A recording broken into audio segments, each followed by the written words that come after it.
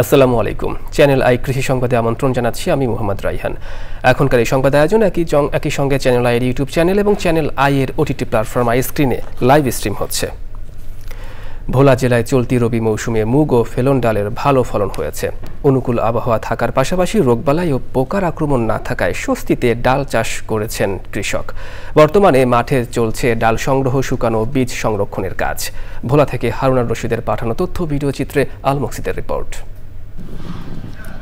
ভোলার উর্বর মাঠে রবি মৌসুম এনেছে সমৃদ্ধির ছোঁয়া। কৃষক ব্যস্ত সময় পার করছে মুগ ও ফেলন ডাল সংগ্রহ, শুকানো এবং বীজ সংরক্ষণে। অনুকূল আবহাওয়া, রোগবালাই ও পোকামাকড় আক্রমণ না থাকায় মাঠে ফলেছে প্রচুর ফসল। আগে ছোট ডাল করতাম, ছোট ডাল করি আমরা লাভবান হইতারি না। এখন বড় ডাল অভিযোজন দিছে এডি করি আমরা লাভবান আল্লাহর হুকুম মতো। ডাল বেশি 80 টাকা কেজি, ফেলেন ডাল কলি বেশি নেই, কলিও ধরেন 2000-2500 টাকা মন। নিজে গদি নিজেরা তুলি, অন্য তুলতে গেলে 10 ভাগে তুলি 1 ভাগ দেয়। ভোলা কৃষি সম্প্রসারণ অধিদপ্তর বলছে এই মৌসুমে 28,655 হেক্টর জমিতে ডাল চাষ হয়েছে। গড় ফলন হয়েছে প্রতি হেক্টরে 1.4 মেট্রিক টন।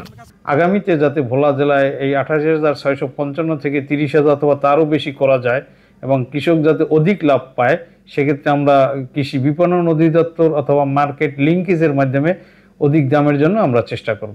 ভোলার কৃষকদের ডাল চাষের সফলতা এনে দিয়েছে নতুন আশার আলো। সময় মতো প্রযুক্তি সহযোগিতা ও বিপণন ব্যবস্থা নিশ্চিত করা গেলে কৃষক আরও লাভবান হবেন, এমনটাই প্রত্যাশা সংশ্লিষ্টদের। আলমকসিদ, চ্যানেল আই। মাগুরায় বাংলাদেশ পরমাণু কৃষি গবেষণা ইনস্টিটিউট বিনা উদ্ভাবিত উচ্চ ফলনশীল ও স্বল্প মেয়াদী আমন ধানের জাতগুলোর পরিচিতি, চাষাবাদ পদ্ধতি ও প্রদর্শনী স্থাপন নিয়ে কৃষক প্রশিক্ষণ হয়েছে। যশোরের কৃষি সম্প্রসারণ অধিদপ্তরের সহযোগিতায় ও মাগুরা বিনা উপকেন্দ্রের আয়োজনে 100 জন কৃষক নিয়ে প্রশিক্ষণ কর্মশালা অনুষ্ঠিত হয়। ভার্চুয়ালি যোগ দেন অনুষ্ঠানের প্রধান অতিথি বিনা মহাপরিচালক আবুল কালাম আজাদ। বিশেষ অতিথি ছিলেন মাগুরা কৃষি সম্প্রসারণ অধিদপ্তরের উপপরিচালক তাজুল ইসলাম, বিনা পিএসও ও প্রকল্প পরিচালক মাহবুবুল আলম তরফদার সহ অন্যান্যরা। দর্শক, চ্যানেল আই কৃষি সংবাদের আজকের আয়োজনে পর্যন্তই। পরবর্তী সংবাদ আয়োজনে আমন্ত্রণ জানিয়ে শেষ করছি। ধন্যবাদ সবাইকে।